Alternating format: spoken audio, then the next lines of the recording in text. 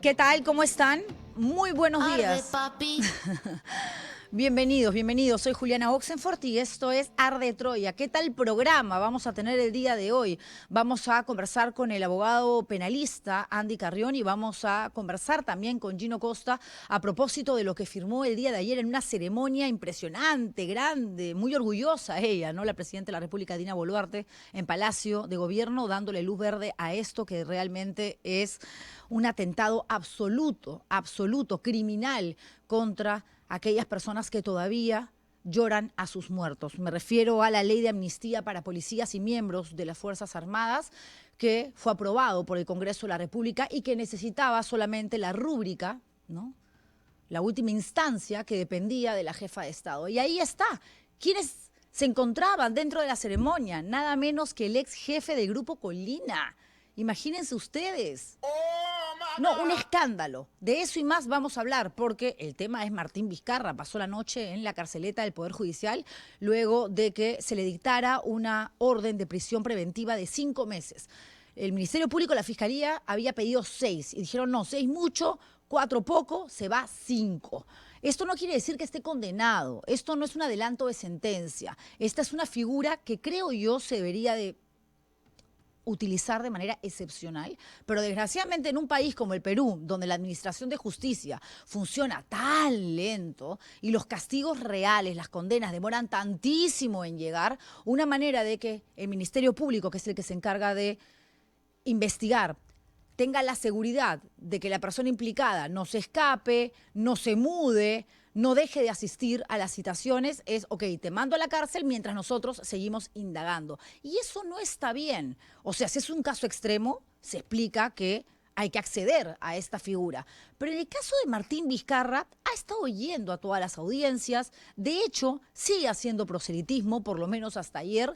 La semana pasada estaba en Loreto, se fue al distrito de San Andrés, para él también hacer, ¿no?, un poquito de política, recibir un baño de popularidad, porque sabe Vizcarra que hay un porcentaje importante de la población que lo sigue, que lo quiere, que lo respeta y que eventualmente, si pudiera postular en las elecciones del 2026, votaría por él. Lo que pasa es que tiene 3 inhabilitaciones y esa es la razón por la cual ha tocado la puerta de la Corte Interamericana de Derechos Humanos para que lo libren de este castigo, cosa que creo yo no va a suceder, porque además el tiempo que queda es poco. El proceso electoral se va a llevar a cabo sí o sí en abril, pero está el hermano de Vizcarra, que de pronto él sí postula y termina capitalizando la simpatía que todavía genera Vizcarra en cierto porcentaje, como les decía, de la ciudadanía. ¿Y qué haría el hermano si llega al poder? Utilizar un recurso que solamente puede ejecutarlo un presidente o una presidenta, que es el indulto. Te perdono la pena, sal de la cárcel, no mereces. Y por ahí va la jugada. Porque escaparse, yo creo que si realmente hubiese tenido ganas de fugar, lo hubiera hecho hace rato. Que hay elementos sumamente preocupantes dentro de esta acusación por cohecho que se le atribuye de haber recibido hasta 2.3 millones de soles de las empresas que finalmente ganaron las licitaciones, las Buena Pro, para 2 obras importantes, una en Hilo y la otra, la del hospital de Moquegua. Es cierto, de hecho han declarado aquellos que presuntamente le dieron en sobres 1 millón de soles, 200.000 por aquí. El caso todavía tiene que ser cerrado. Faltan algunas piezas para terminar el rompecabezas. Sí, se las doy, es así. Pero también es verdad que hay otros personajes políticos, también expresidentes, que hace rato deberían de haber sido condenados y que se siguen victimizando, y esa victimización finalmente es campaña política también, porque todo esto es política, y nada, no encuentran su sentencia. No quiero. Castillo no debería estar sentenciado. ¿Qué más evidente? Un mensaje a la nación donde da a conocer que decide ejecutar un golpe de Estado fallido, es decir, atentar contra la democracia como si fuera una combi asesina, llevarse de frente, cargarse un Estado de Derecho. Lo que pasa es que las Fuerzas Armadas no lo acompañaron, porque si realmente los militares hubieran apostado por la decisión que tomó y comunicó Pedro Castillo, estaríamos nuevamente en una dictadura. Bueno, ya estamos casi en una dictadura, porque con lo que ha firmado Dina Boluarte, nos ha colocado inmediatamente al nivel de... Soy la mamá de todo el Perú. La mamá y de... juntos avanzaremos. Yo prefiero ser huérfana, señora Dina Boluarte, a tenerla a usted como mamá. En fin, es la mamá de todo el Perú, dice, bien graciosa. Y Acuña dice que es el papá, ¿no? Pobrecitos, pobrecitos. Van en picada, cada vez están peor. Pero regresando al tema de la Corte Interamericana de Derechos Humanos, Nicaragua, Venezuela, al mismo nivel, ¿ah? Al mismo nivel. El doble discurso, el doble rasero, la doble moral, ¿no? ¿Cómo es posible que esos países comunistas, nosotros creemos en la inversión privada, jamás vamos a estatizar las instituciones? Y finalmente actúan peor que en esos otros países. Vamos a ver qué pasa ahora con la Corte Interamericana de Derechos Humanos. Pero ahora lo que queremos saber es qué va a suceder con Martín Vizcarra. Hace 15, 20 minutos no sabíamos cuál era la decisión del INPE, del Instituto Nacional Penitenciario, que es una dependencia, una especie de apéndice del Ministerio de Justicia. Pero finalmente el organismo que se encarga de decidir a dónde se va cada persona una vez que es condenada o que se le dicta una orden de prisión preventiva. Se especuló ayer que de pronto Sarita Colonia era una posibilidad y hasta Lurigancho, porque él no es expresidente. Y Perú es el único país que tiene una cárcel para exmandatarios. De hecho, se va a Diroes, ya lo están trasladando y tenemos las imágenes casualmente de su salida de la carceleta del Poder Judicial hasta Barbadillo, donde está Ollantumala, donde está Pedro Castillo y donde está Toledo. Uy, va a ser una chupeta brava ahí, ¿ah? Con Toledo, olvídense, olvídense. ¿Ustedes creen que no se van a reunir para poner sobre la mesa algún tipo de estrategia política? ¿Que no se van a generar internamente algunas alianzas? Yo estoy convencida que Humala, bueno, ya no quiere saber absolutamente nada, ¿no?, del tema. En el caso de Toledo ya, olvídense, está muerto políticamente, ya es un muerto en vida. Pero Castillo, que no ha sido condenado todavía, tiene arrastre también, aunque ustedes no lo crean, sobre todo en el sur del país, Hilo, Moquegua, Tacna, que no es casualidad que coincida con el espacio de tierra que gobernó Martín Vizcarra antes de ser presidente de la República, porque fue gobernador regional de Moquegua y tenía mucha aceptación. Ahora están las denuncias, hay presuntos casos de corrupción, pero hay un montón de personas que dicen lo prefiero corrupto a que sea alguien que no haga absolutamente nada, cosa que no me parece bien. Pero definitivamente estamos hablando de una ausencia de líderes políticos ante una carencia de gente con suficiente moral, ¿no?, con valores, con principios, de poder enfrentarse a una campaña desde la transparencia y sin ningún tipo de mochila, con denuncias, acusaciones, señalamientos, que lo que queda por elegir es muy poco, muy poco. Hay quienes dicen, pobre Martín Vizcarra, no se merecía la prisión preventiva. Yo creo que él está contento, ¿saben? Ayer se filtraron, ATV me parece que lo mostró, algunas imágenes de la espera de Vizcarra a que le digan dónde iba a pasar la noche, ni bien se había determinado que había contra él ya una orden, una decisión de pasar los próximos 5 meses en cana, y estaba cabizbajo, obviamente, para nadie debe ser una noticia feliz que te digan te vas a prisión, pero lo va a capitalizar, va a buscar la manera de sacarle provecho, va a exprimir así esta prisión preventiva para sacar todo el jugo que pueda y para victimizarse, porque la gente, sobre todo, y se los he dicho varias veces, ¿no?, aquellos que tienen entre 18, 24, 25 años, que no necesariamente están inmersos en la noticia, en el día a día, en la actualidad, pero que siguen al personaje desde lo pintoresco que puede hacer a través de sus TikToks, de que vende panetones, que se pone su camiseta con el logo del lagarto, de que le da entrevistas a influencers donde se mata de la risa, baila el bebito fiu fiu y demás, lo toman como alguien divertido. Y como no estudian a los personajes que quieren llegar al poder, dicen, yo me voy con el que más me vacila, ese lagarto es un mate de la risa, ¿no? Qué gracioso, es que vacilón. Yo voto, como tengo que ir a votar y no tengo plata para la multa, ahí estoy. Es un problema, es un problema. Y es algo que recae en nosotros como electores. Eso ya no es culpa de la clase política.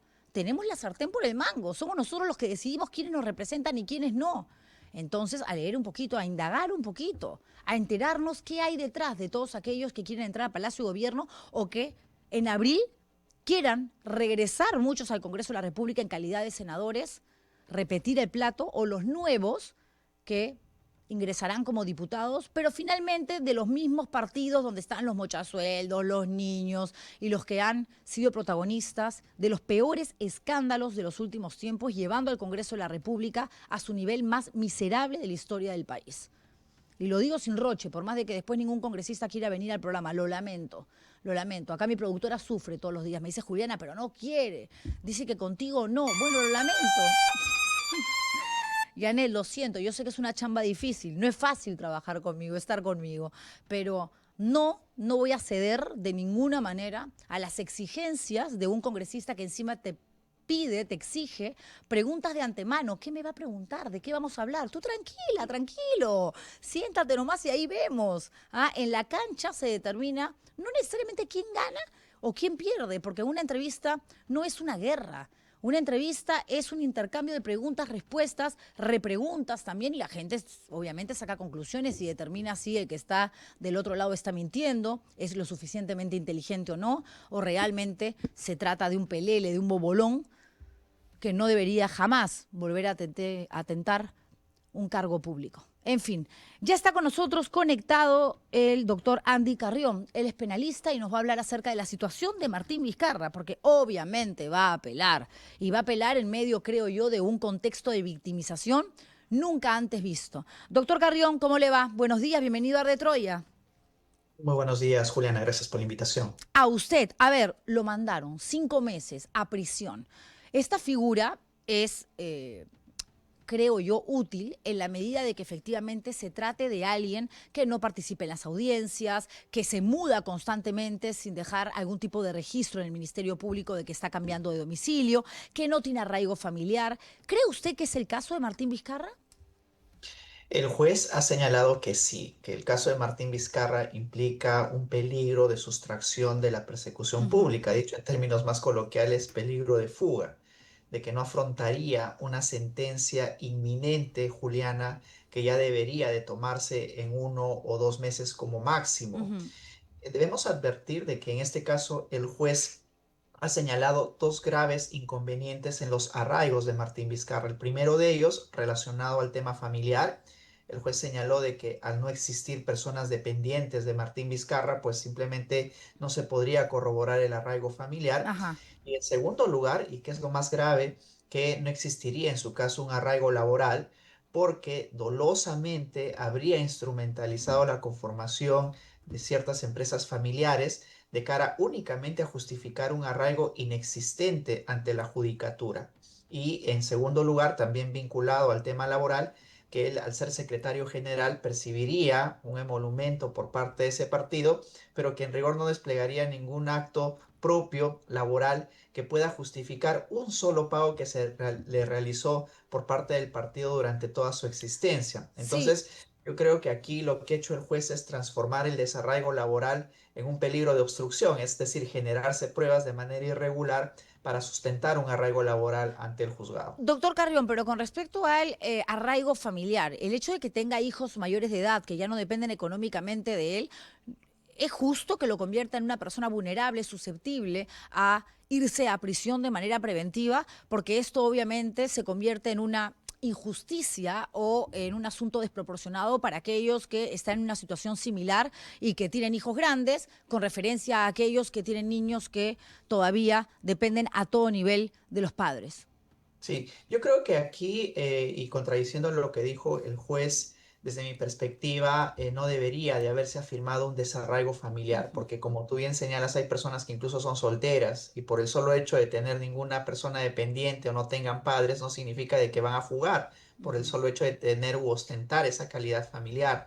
Yo creo que aquí ha habido cierto perjuicio por parte del juez al afirmar el hecho de que no hayan personas dependientes y simplemente por ello descartar la familiaridad, que es el tema importante para este arraigo. Claro, claro. Pero yo creo que aquí asistimos también a un tema importante, Juliana, y es que si tú desacreditas este arraigo familiar simplemente por no tener personas dependientes, victimizas finalmente a Martín Vizcarra, porque esto, como ya lo hizo su abogado, le da algunas herramientas para convertir una decisión jurídica más bien en una decisión política, Mm. que intentaría, como lo dijo su propio abogado, descalificarlo para un tema político, pero que finalmente él tampoco puede postular porque tiene una inhabilitación por parte del Congreso de la República. Él no puede postular a ningún cargo de elección popular. De acuerdo, son Yo tres, creo que aquí, sí, son yo tres creo que aquí inhabilitaciones.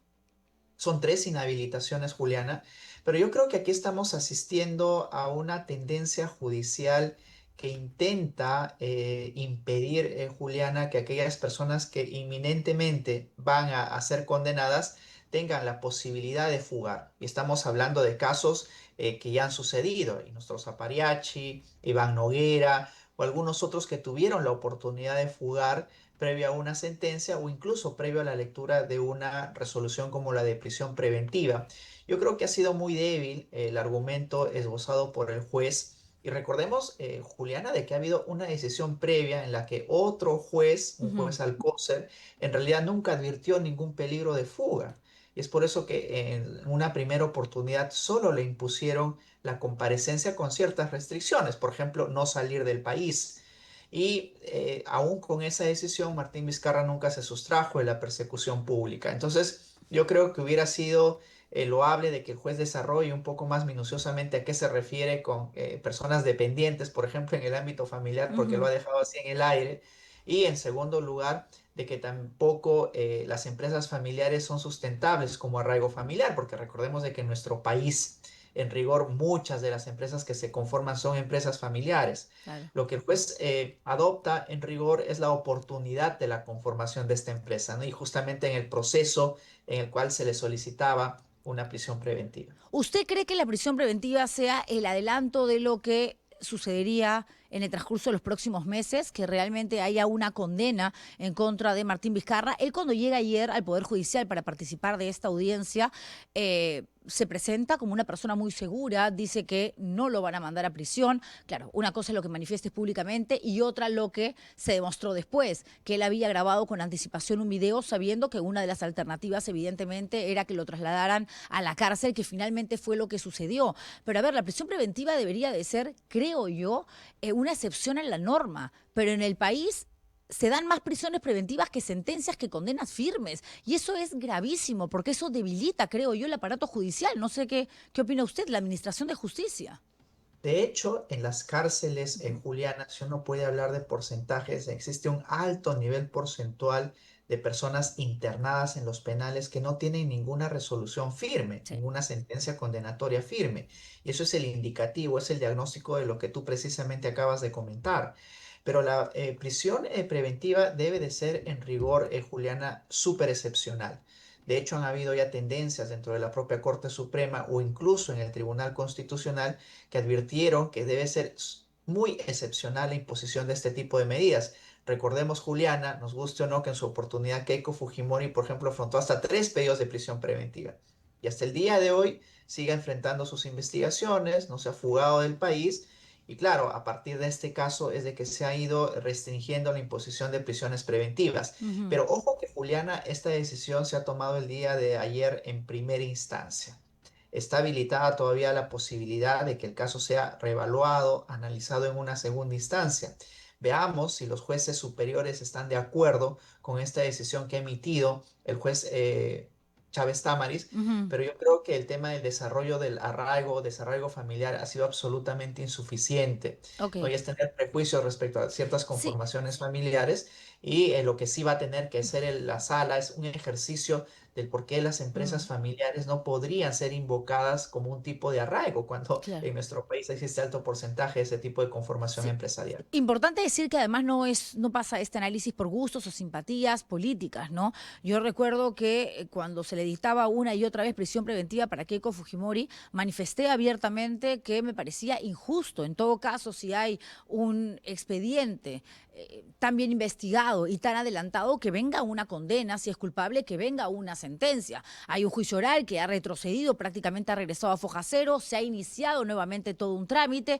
Entonces, tú tampoco puedes andar privándole la libertad a la gente si realmente no tienes la convicción, uno, de que la sentencia viene tarde o temprano, más temprano que tarde, y dos, que efectivamente esa persona está obstruyendo el proceso de investigación a través de la intención de fugarse, de no colaborar con las audiencias, audiencias, las citaciones y todo lo que requiere el Ministerio Público, que entiendo que no ha sido el caso ni de Keiko Fujimori y tampoco de Martín Vizcarra. No ha sido el caso de ninguno de los dos, y aquí no tiene que ver con una tendencia política, ni adeptos ni desadeptos, Juliana, sino simplemente con la afirmación de la excepcionalidad de la medida de la prisión preventiva. En el caso de Martín Vizcarra es sintomático, porque la pregunta que tendríamos que formularnos es, todo el tiempo que estuvo investigado y ahora enfrentando el juicio oral, ¿intentó fugar o sustraerse de la persecución pública? Yo creo que esa es la pregunta principal que debió de formularse el juez justamente al momento de tomar una decisión como Ujú. esta, que sí lo hizo el juez anterior. Y lo que ahora ha ocasionado es de que va a estar preso 5 meses y que en rigor la decisión de fondo, es decir, el juicio que viene enfrentando, debería de culminar ya en 1 o 2 meses. Y esto es algo así como una pena adelantada, Juliana, porque cuando uno advierte de la lectura de la resolución por parte del juez Jorge Chávez Tamaris, él casi afirma que aquí es culpable de los hechos que se le vienen imputando, cuando en realidad existe todavía una sospecha hasta que no se tenga una sentencia condenatoria, y ni siquiera solo en primera instancia, Ujú. sino una sentencia condenatoria firme Mm. que precisamente corrobore que él sí ha cometido los delitos que se le vinculan en la etapa de gobernador regional de Moquegua. La, de, eh, la defensa, evidentemente, de Vizcarra va a apelar. ¿Cuándo lo debería de hacer y cuándo debería de haber una respuesta? Esa es la primera pregunta. Y la segunda, tomando en cuenta de que lo han mandado a Barbadillo durante 5 meses en calidad de preso, de forma preventiva, pero preso, entendemos que tiene que ser también en este rango de tiempo, 5 meses, en que sí o sí llegue una sentencia, más aún cuando se han estado llevando a cabo 2 audiencias por semana. Claro. Bueno, el propio abogado de Martín Vizcarra adelantó de que ya en el breve plazo va a apelar esta decisión, es decir, se va a generar la posibilidad de que sea discutido en una segunda instancia. Y en tanto se discute esto en una segunda instancia, Juliana, él va a Ujú, tener que permanecer en Barbadillo. ujú. No, no hay forma de que anticipadamente se le pueda liberar, más aún cuando ya es inminente la emisión de una sentencia en poco tiempo, porque el juicio Ok. está avanzando de manera célere, es el Ujú, único imputado, recordemos, por las obras de hilo y también con el hospital, así es que vamos a ver si es que se ujú. toma la decisión, pero interesante sería en el supuesto, pues puede ser condenado y simplemente se le descontaría estos meses de prisión, Claro. pero en caso sea absuelto, pues simplemente va a tener que ser liberado y ya no habría forma de cumplir una prisión preventiva. De acuerdo, doctor Andy Carrión, como siempre un placer tenerlo en el programa. Muchísimas Gracias a gracias. ustedes. Muy buen día. Gracias. A ver, Francisco Erazo, reportero de La República, ya está en Barbadillo. Ya llegó a la Diroes Martín Vizcarra a cumplir su prisión preventiva de 5 meses. Pero antes quiero mostrarles este video que se encargó de grabar el expresidente, sabiendo que una de las opciones era que efectivamente lo manden a prisión. Claro, se lo comentaba ahora al doctor Carrión, ¿no? De la boca para afuera, cuando llegó al Poder Judicial, dijo, no, todo va a estar bien, yo no he hecho nada porque van a mandar a mí a la cana. Olvídense, yo estoy aquí tranquilo, sigo con mi vida. Pero él no es el juez, él es el imputado. Y el juez determinó, Chávez Tamaris, que lo que correspondía era irse a la cárcel. No se sabía a cuál, porque eso ya no depende del Poder Judicial, sino del Instituto Nacional Penitenciario. Pensamos que Barbadillo no, porque ahí están los ex presidentes. Él es un expresidente también, pero que está siendo señalado, acusado por hechos que sucedieron cuando era gobernador regional de Moquegua, no cuando era el máximo representante del Poder Ejecutivo, pero al final se va a Barbadillo. Olvídense, ahí se arma el tono de los expresidentes. Ningún país en el mundo tiene más exmandatarios presos que el Perú, Vamos con este extracto del video para luego poder conversar con Francisco Erazo, que está, repito, en los exteriores de Barbadillo. Hola, si estás viendo este video es porque han dictado detención preventiva contra mi persona. Esto yo ya lo sabía hace 2 días, porque había una resolución que incluso estaba firmada, dando este resultado. Porque esto no se trata ya de justicia, se trata de política. Hay un pacto mafioso que está gobernando el Perú desde las sombras y está copando todas las instituciones y poderes del Estado. Y ahora lo demuestra metiéndose al Poder Judicial. Porque esto no es nuevo para mí. Yo ya he sido vacado el año 2020 de la Presidencia de la República He sido inhabilitado por el Congreso 3 veces. Me han sacado del partido Perú Primero que yo fundé. Y ahora, en el colmo, me meten preso sin tener sentencia ni tener condena. Porque ahora ya no se trata de Martín Vizcarra. Ahora también se trata del peligro de que este pacto corrupto, mafioso, se adueñe de todo nuestro país. Por eso hay que advertir a la comunidad internacional, pero principalmente a todos ustedes, a ti, ciudadano, hombre y mujer, joven, que quieres ver un país próspero y moderno, evitar esta situación.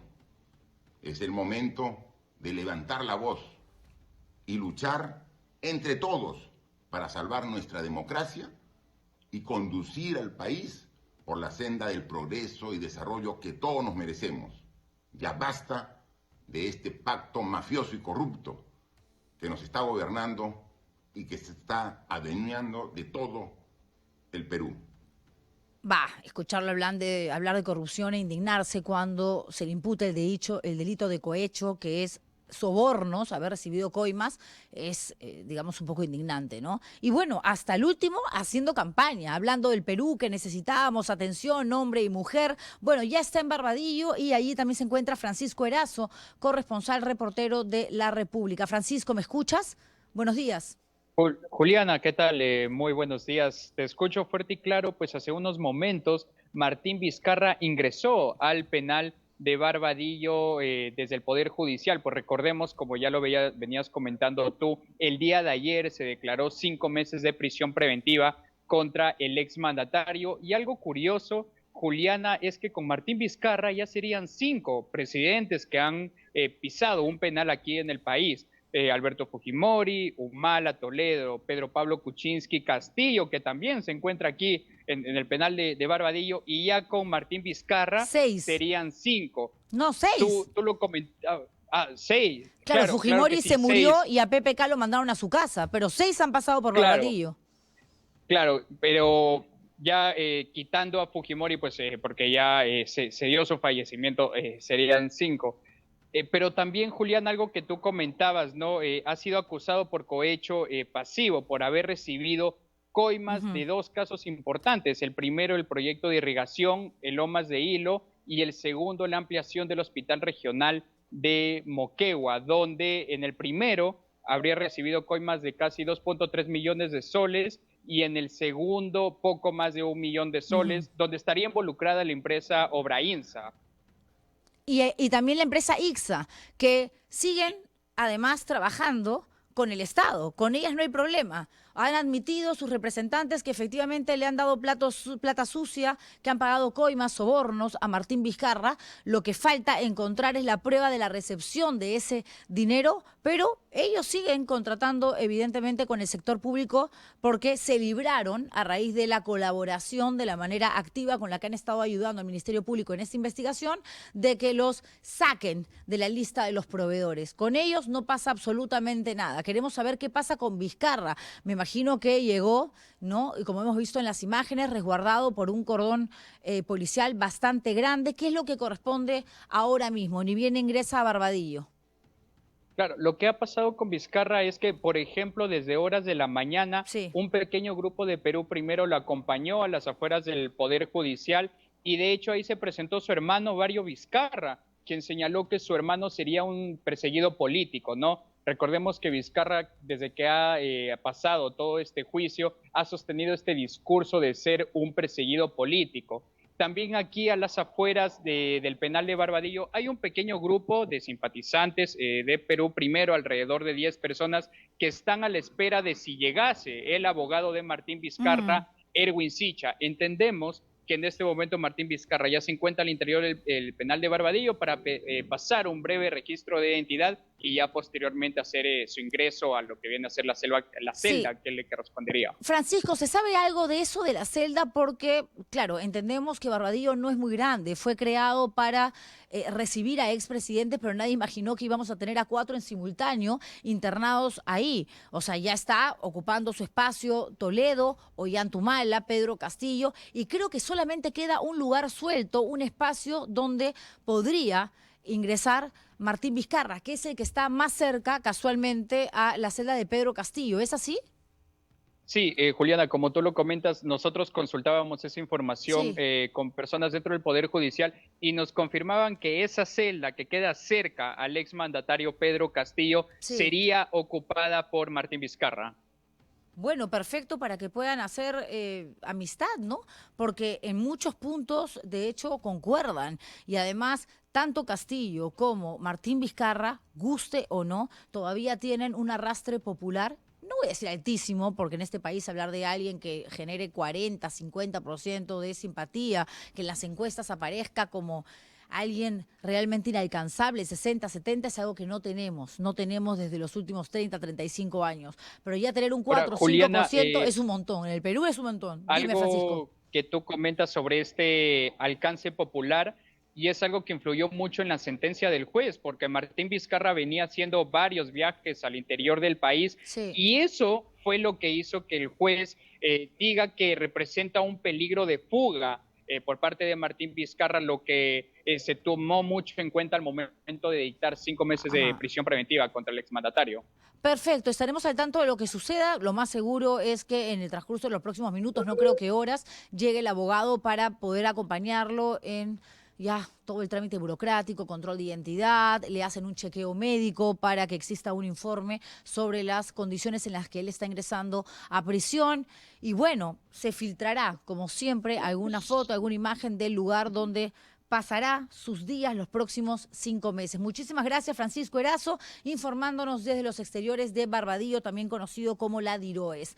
Así estamos en el Perú, señores. Lo que sucedió ayer realmente es ya ni bochornoso, es tan preocupante. Un país que ha escrito una historia con tinta de sangre, un país donde ha existido una guerra interna, un país donde policías y militares han cometido gravísimos delitos de lesa humanidad. Me refiero a violación sexual, secuestro, desaparición forzada,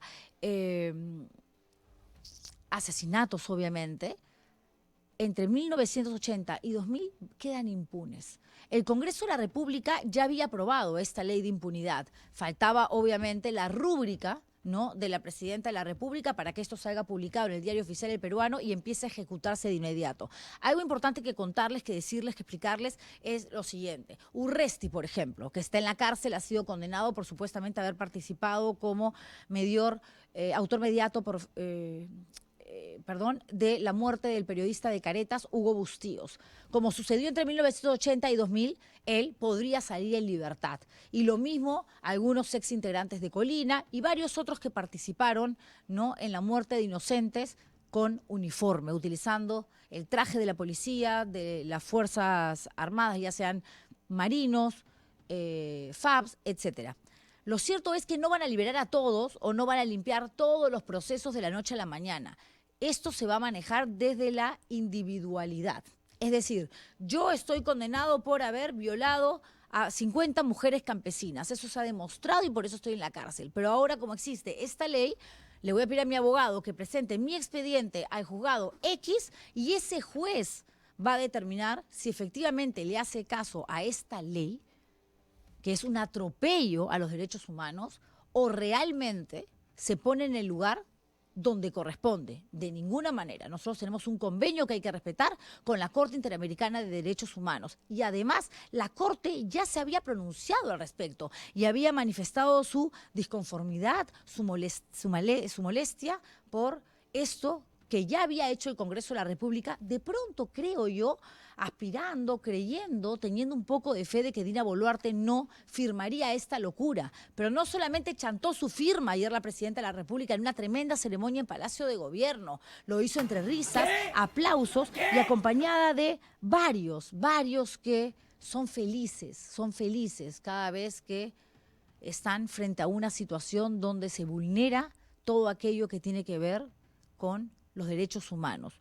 Los veíamos ayer, yo sentí una bronca, no lo voy a negar. Rospigliosi, el otrora enemigo del fujimorismo y que ahora es más naranja que la mandarina. Marta Moyano, obviamente los militares en retiro, que son ahora congresistas, Montoya, Cueto, pero alucinante además, y esto me pareció una ofensa tan grande a los deudos, ¿no?, de esta época sangrienta, criminal de nuestro país, estaba Juan Rivera Lazo. Juan Rivera Lazo fue el jefe del Grupo Colina, un grupo paramilitar clandestino que se creó en el Pentagonito bajo la decisión y la mirada de Vladimiro Montesinos y de Alberto Fujimori para asesinar de manera extrajudicial a todos aquellos que eventualmente podrían ser sospechosos de integrar el movimiento revolucionario Túpac Amaru o Sendero Luminoso. Y eso a mí nadie me lo ha contado. Algunos dirán, ay, Juliana, pero tú en esa época, olvídate, ni habías nacido, eras una criatura. Sí, efectivamente, pero también fui la primera periodista que entrevistó a Julio Chucky Aguirre. La primera vez que un integrante de Colina habló frente a una cámara de televisión, lo hizo para el programa Hoy con Hildebrandt, donde yo era reportera desde la cárcel Sarita Colonia. Esa entrevista me costó lágrimas de sangre. La luché durante 3, 4, 5 meses para poder acceder a ese testimonio en exclusiva. Y lo logré. Y lo logré. Lo pueden encontrar en internet. De todas maneras está. Así que sé perfectamente cómo se conformó ese grupo. Y a mí nadie me va a contar una historia diferente a la que yo he escuchado y a la que conozco también, porque para una entrevista de esa naturaleza tienes que leerte todo el expediente. ¿Qué hacía ahí el jefe de este ex grupo asesino? Porque así como hay muy buenos militares, y existieron también muy buenos militares también, que defendieron la patria, como también hubo policías, otros se dedicaron a matar, a violar campesinas. ¿Qué va a pasar ahora con los sentenciados ya por las masacres en La Cantuta, en Barrios Altos?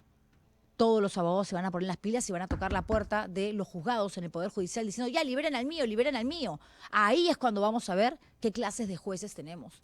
La verdad que sí. Porque que existe la ley, sí.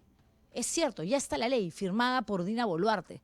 Pero también existe, por sobre todas las cosas, un contrato, un convenio, una especie de afiliación, llámenlo como quieran, con la Corte Interamericana de Derechos Humanos. En Venezuela, por ejemplo, marcaron distancia de la Corte y, sin embargo, la Corte sigue velando por aquellos casos, aquellas historias donde se han visto vulnerados los derechos humanos, pese a que Venezuela desconozca cualquier tipo de injerencia de la Corte Interamericana de Derechos Humanos. En instantes voy a conversar con Gino Costa a propósito de esto que está sucediendo, pero antes quiero que se indignen un poco, porque si se lo perdieron, acá la tienen a la señora Presidenta de la República mostrando su verdadero rostro, ese al que no le importa el sufrimiento, el dolor de los deudos, de las víctimas de esta época, y una persona que obviamente está firmando rapidito este papelito porque sabe que cuando deje Palacio de Gobierno, de todas maneras se le va a investigar por delitos de lesa humanidad. Porque en su gobierno murió gente inocente. La dignidad que nunca debió ser cuestionada. Con esta amnistía histórica, el Perú está honrando a sus defensores y rechazando con firmeza cualquier intromisión interna o externa. No podemos permitir que la historia se distorsione, que los victimarios pretendan convertirse en víctimas y que los verdaderos defensores de la patria sean señalados como enemigos de la nación que juraron proteger. Ni entiende, pobrecita, lo que dice, ¿no? O no lo quiere entender. El Perú es un país soberano, dijo también, y eso se ejerce en todos los poderes del Estado. ¿Pero qué tiene que ver un convenio con la soberanía de un país? ¡Por Dios! Pero, por favor, que les entre en la cabeza cómo es que funcionan las cosas. Esta misma señora dijo que iba a tocar la puerta de la Corte Interamericana de Derechos Humanos cuando era vicepresidenta de la República y la querían inhabilitar, ese mismo Congreso que hoy la defiende y a la que ella brinda pleitesía, le rinde pleitesía, la quería sacar de la política nacional diciendo que había hecho trampa, que estaba fungiendo de vicepresidenta mientras era presidenta del Club Departamental de Apurímac. Ah, ahora sí no quiere la Corte, antes la adoraba. Vamos con Nino Costa, quien está con nosotros ya en vivo y en directo, ex congresista, ex ministro del Interior. ¿Cómo le va, señora Costa? Señor Costa, muy buenos días. Iba a decir tardes, pero todavía Juliana, son las 10:43. ¿Cómo le va? gracias por tu invitación. Gran gusto estar nuevamente contigo después de un buen tiempo. Gracias a usted. A ver, ya se promulgó esta ley de amnistía, es una realidad. Obviamente la Corte Interamericana debe estar muy molesta porque ellos ya habían advertido del riesgo que representaba esta decisión tomada en una primera instancia por el Congreso de la República. La pregunta es, ¿qué se puede hacer a partir de ahora, señor Costa? Bueno, hay dos frentes en los que actuará la justicia. El frente interno, y ahí lo más probable es que los jueces hagan lo que hicieron con la anterior ley de amnistía, que no llevaba ese nombre, pero que en la práctica era una amnistía encubierta, la que se aprobó por este Congreso hace un año. Aquella que desconocía la imprescriptibilidad de los delitos de lesa humanidad. Lo que ocurrió ante esa ley de amnistía encubierta fue que los jueces la inaplicaron. ¿Por qué? Porque están en la obligación de hacerlo, Juliana. Si tú tienes una ley que está reñida con la Constitución establece en su artículo 158 que los jueces preferirán la norma constitucional. Y eso es lo que han hecho los jueces con la anterior ley de amnistía, la amnistía encubierta. Volverán a hacer lo mismo en este caso, porque esta es una ley reñida con lo que establece la Constitución, que le da rango constitucional a los tratados internacionales de los que el Perú es parte, claro, como la Convención Americana de Derechos Humanos, ¿no? Pero todo eso también va a depender de la mirada con la que luego se juzgue alguna decisión tomada por un representante del Poder Judicial, porque luego también se podría decir, sí, tenemos un tratado internacional, pero este claramente ya no es acorde a los intereses que tenemos como país soberano. Esta palabrita les encanta utilizar últimamente. Por lo tanto, usted ha cometido desacato, porque acá está la ley aprobada por el Congreso de la República y suscrita, oleada y sacramentada por la presidenta Dina Boluarte. Y me imagino que deben haber muchos magistrados asustados. Eso es lo que dirá la presidenta y dirán los congresistas. Pero felizmente el Poder Judicial no ha sido tomado ni capturado todavía por el pacto mafioso y autoritario que nos gobierna. Y por tanto, lo más probable es que los jueces se comporten como se han comportado el último año, aplicando el control difuso, que no es una posibilidad que está, digamos, entre la gama de posibilidades de los jueces. La Constitución manda a los jueces. Ha preferido la norma constitucional si hay una ley que colisiona con ello, o sea que es el mandato de los jueces. Eso en el ámbito interno. Tú me preguntas qué otra consecuencia en lo internacional. La Corte Interamericana dirá, oye, este cuarto desacato en 3 años y medio, abierto desacato, este es un desacato grave, y lo más probable es que el Perú, digamos, entre a la lista de países que incumplen con sus compromisos internacionales, países paria como Venezuela y Maduro, Nicaragua. La Nicaragua de los Ortega, Cuba, ¿no? Donde son esos 3 países los que están en un capítulo que se llama el 4B del informe anual de la Comisión Interamericana. Y lo más probable es que estemos entrando, digamos, en compañía de esos países. Curiosamente, la presidenta acaba de decir que gracias a ella nos salvamos de terminar como Venezuela, Cuba y Nicaragua. Es gracias a ella y a este Congreso que la sostiene que estamos camino a ser países paria, pobres, aislados en el mundo, ¿no? Apestados de alguna manera porque incumplimos nuestros compromisos internacionales suscritos soberana y voluntariamente, ¿no? Es una barbaridad decir somos soberanos. No, y además, qué contradictorio, ¿no? Porque escuchaba hace algunos días al canciller Schaller hablando de lo exitosa que había sido esta gira por Japón, por Indonesia, y las reuniones con varios empresarios interesados en venir a meter plata al Perú. Yo digo, un país que no respeta sus contratos, sus convenios en materia de derechos humanos, es terreno sólido para que alguien venga y diga, me la juego por el Perú, voy y pongo mis fichas, aquí va a estar depositado mi capital porque yo quiero hacer empresa en ese país. De ninguna manera no ofrecemos ningún tipo de garantía ni de confianza. hay que preguntárselo si no a Venezuela, a Nicaragua y a Cuba, ¿no? Así es. A O ver sea, el cuánto ser se invierten. apestado significa que estás aislado internacionalmente, no solo política, sino económica y financieramente. Eso Sin tiene un contar el costo doble discurso, inmenso. Gino. Sin contar el doble discurso, porque de la boca para afuera lo que ellos dicen es que salvan la democracia porque no queremos ser lo mismo que Nicaragua, que Venezuela. Pero la pregunta que te hago es la siguiente. Esto que ha firmado ayer, que ha suscrito Dina Boluarte, es para terminar de congraciarse con esa derecha extrema, radical, que es finalmente la que la sostiene en el poder y la va a mantener allí hasta julio del próximo año, o es para protegerse, crear su propio salvavidas, inflárselo solita, porque sabe perfectamente que cuando deje Palacio de Gobierno se le acaba la inmunidad y podría irse presa por delitos de lesa humanidad. Por las dos razones. Yo creo que ella se está protegiendo frente a lo que viene.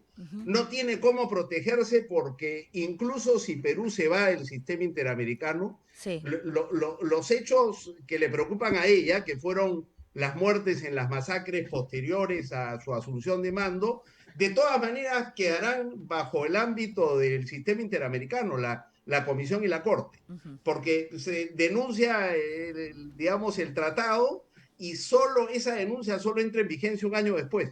Todo lo que ocurre hasta ese momento sigue siendo competencia y jurisdicción del sistema interamericano. O sea, no hay forma de salvarse de eso. Pero al mismo tiempo, Juliana, responde, digamos, al hecho de que Dina es la presidenta del pacto. No solo de la extrema derecha, también del señor Cerrón. Ah, claro. Y también de los niños de Acción Popular y de los mochasueldos. Y de los Luna, los mochasueldos, etcétera, ¿no? Incluso la bancada magisterial que ha desaparecido, pero los congresistas que entraron con Pedro Castillo están ahí y están votando y sostienen a esta señora y son las que aprueban estas leyes. Entonces, es el pacto el que toma esta decisión para blindarla a ella, pero también para, digamos, beneficiar a todos estos violadores de gravísimos hechos de derechos humanos a quienes representan y perjudicar a las familias de las víctimas y a la causa de la justicia, ¿no? Sí, seguro. Entonces, yo creo que es concordante lo que acaban de hacer con el proyecto que vienen llevando adelante. Es un proyecto mafioso por un lado porque favorecen al crimen, legislan a favor de él, etcétera, etcétera, y autoritario por el otro porque no quieren controles, no quieren el control de la justicia nacional, no quieren un ministerio público independiente y por eso lo quieren tomar y están en ese proceso de captura, primero del Ministerio Público y después del Poder Judicial, pero ese es el plan. Internacionalmente tampoco les interesa tener controles. No. Entonces, tarde o temprano, este es un proyecto que colisiona con nuestros compromisos externos, ¿no? Y a nivel internacional la gente se da cuenta. Acá hay un documento de Amnistía Internacional donde rechazan la impunidad, advirtiendo que esta ley que concede amnistía a perpetradores de violaciones de derechos humanos y establece amnistía humanitaria para personas mayores de 70 que cuenten con sentencia firme o en trámite impactará en al menos 156 casos con sentencia firme. Advertimos a la sociedad sobre un avance del autoritarismo e impunidad en Perú a través de normas que debilitan el espacio cívico. Una última pregunta, Gino. ¿Se va a pronunciar la Corte? Ya ellos habían advertido que estaban preocupadísimos con lo que estaba sucediendo cuando el Congreso de la República estaba debatiendo esta ley. Ley que finalmente se aprobó, ley que finalmente ayer fue oleada y sacramentada en Palacio de Gobierno. ¿Qué viene ahora? ¿Qué acción le correspondería en todo caso a la Corte Interamericana? Mira, la Corte había pedido que no se promulgue esa ley porque esté estudiando qué implicancias tiene para las víctimas de Barrios Altos y La Cantuta, que es un proceso en estado de supervisión por la Corte, ¿no? Entonces le correspondía a la Corte. Y incluso la Corte ha citado para el 21 de agosto a una reunión con el Estado y los representantes de las víctimas, ¿no? Para precisamente hacer esta evaluación de la norma que ha sido promulgada. Entonces es una cachetada, ¿no? Es una cachetada a la Corte. Vamos a ver si la Corte espera pronunciarse después de la reunión del 21 de agosto o se pronuncia antes. Seguramente lo hará después, porque por algo ha convocado a una audiencia para evaluar esa norma. Entonces, lo más probable es que tengamos un pronunciamiento posterior, ¿no? De acuerdo, Gino. Muchísimas gracias. Gracias por estar con nosotros esta mañana aquí en Arde Troya. Ojalá que la próxima vez pueda ser presencial. Por supuesto que sí. Un abrazo. Gracias por atenderme virtualmente hoy día. No, imagínate. Gracias a ti. Gracias. Gracias. El ex ministro del Interior, ex congresista Gino Costa, conversando con nosotros. Hay dos temas que voy a tocar. Les prometo, chicos, en el switcher, de manera muy rápida, pero no quiero dejar de lado. Todos vuelven. Oigan, qué suerte tienen las hermanas Benavides. Son tres que pareciese que tuviesen una estrellita en la frente. Todo les liga, ¿no? Además de Patricia Benavides, que regresó al Ministerio Público en calidad de fiscal suprema, recuerden ustedes que está la hermana, Emma Benavides, que ya había sido repuesta a su cargo de jueza. Ella había sido removida porque se le acusó de haber recibido coimas, dinero de traficantes de droga a cambio de su liberación. De hecho, Betsabe Revilla, una fiscal A1 que estaba investigando el caso de la hermana de la ex fiscal de la Nación, fue tratada peor que zapatilla vieja en el Ministerio Público por la propia Patricia Benavides cuando era fiscal de la Nación, que no quería que investigue a su hermana, porque esta fiscal, Revilla, iba sacando mucha mugre, iba conociendo muchas cosas, iba investigando a gente y conversando con gente que tenía información más que útil para determinar de que efectivamente la hermana de Patricia Benavides habría, vamos a hablar en condicional, ejecutado estos presuntos delitos. Pero hay una hermana más, ojo, Ruth Benavides. Sí, sí, que se ha convertido en la flamante presidenta del Jurado Electoral Especial del Callao. O sea, la señora ahora tiene que encargarse, no es broma, de la transparencia en el próximo proceso electoral, revisar reclamos, apelaciones. Esta señora está vinculada también a los cuellos blancos del puerto, al igual que Patricia, que es su hermana. Sí. De hecho, hay una conversación telefónica del año 2018, que mostró el portal Ojo Público, donde se le escucha hablando con Walter Ríos. ¿Y quién es Walter Ríos? Se preguntarán ustedes. No se olviden, señores, memoria, Walter Ríos fue presidente de la Corte Superior de Justicia del Callao. ¿Ok?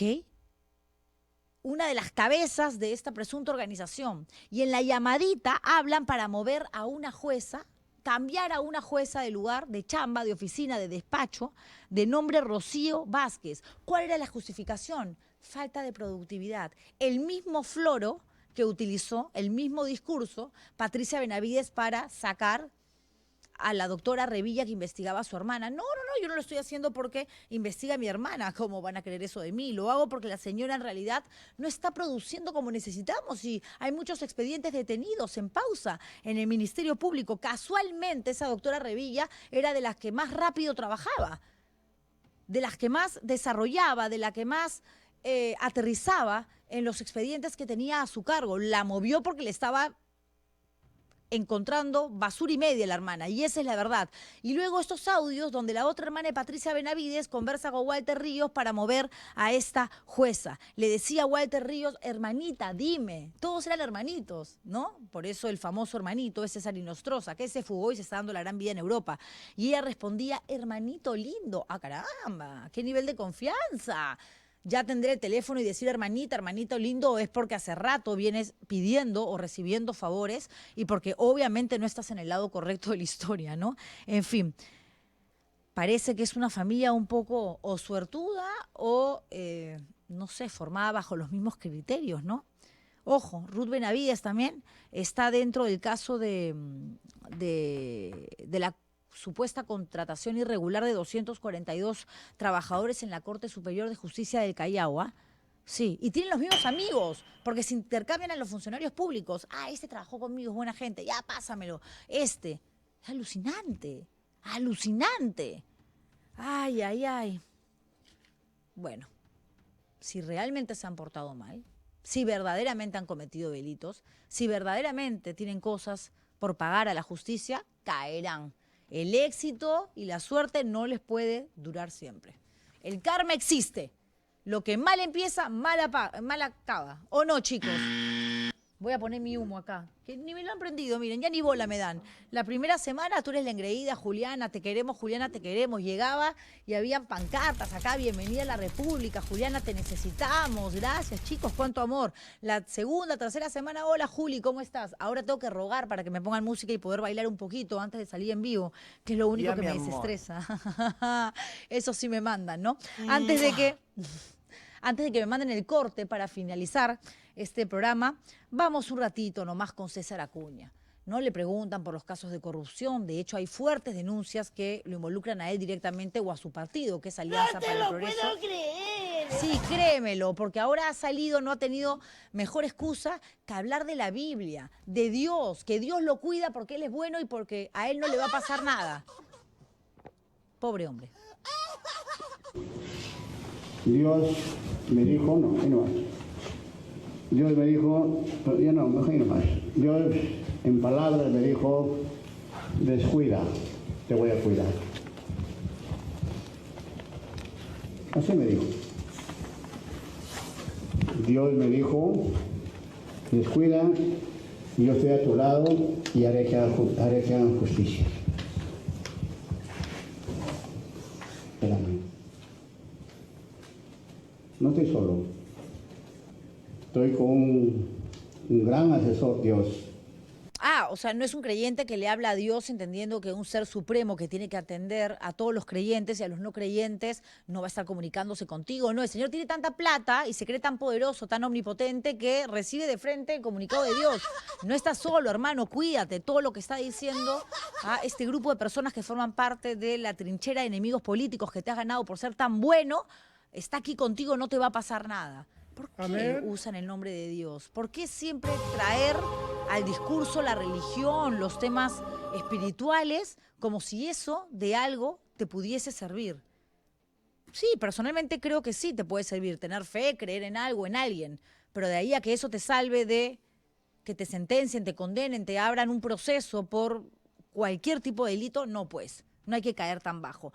Carlos Viguria, colega, Waiki, amigo, periodista de IDL, acaba de publicar lo primero. Dice, un día después de firmarse la ley de impunidad, registros de pago de julio señalan que la presidenta Dina Boluarte ganó 18.133 soles por el régimen 276, incluido aguinaldo, el cual fue calculado hasta el 5 de julio, pero además 30.825 por la ley Servir. En total, 48.958 soles. Ah, ya no son $10.000, pues. No, ya estamos hablando de más plata. Es que Japón e Indonesia son países caros, pues, ¿no? Se va a haber gastado un montón de billetes. No, pero ¡qué vergüenza! Oídos, mano, no lo puedo creer. ¿Qué hacemos? En el switcher les pregunto, ¿nos deprimimos, lloramos? ¿Ah? Depresión total, uno acá tratando todos los días de hacer patria. Ayer me moría en vivo y en directo. No sé si algunos lo notaron, pero no podía ni abrir los ojos, porque cuando entro en resfrío y tuve fiebre, me subió la temperatura de todas maneras, no soporto la luz. Generalmente soy fotofóbica, ¿no? Me molesta, ando siempre con lentes oscuros, y no porque me crea diva de Hollywood, sino que no tolero la luz. Pero ayer era como que me escondía cual vampiro, ¿no? Y me dolía la garganta y llegué a casa y me quedé en la cama para tratar de estar bien y continuar con la semana. Así que gracias el día de hoy por elegirnos, por estar aquí, por conectarse con nosotros. Si nos quieren y les caemos bien, que espero que sea la situación, pongan like a este video porque nos permite que se viralice, que llegue a mucha más gente. Y lo que se ha pretendido desde el día 1, en que entra Jaime, luego entro yo, ya estaba Rosa María Palacios, en este bloque mañanero y de media tarde de la República, es tener un bloque sólido para lo que se viene, que no va a ser nada fácil en nuestro país, y me refiero básicamente a lo que tiene que ver con las elecciones del año 2026. Mientras tanto, cuídense mucho y nos reencontramos mañana viernes para terminar la semana aquí en Arde Troya a las 10. Chao.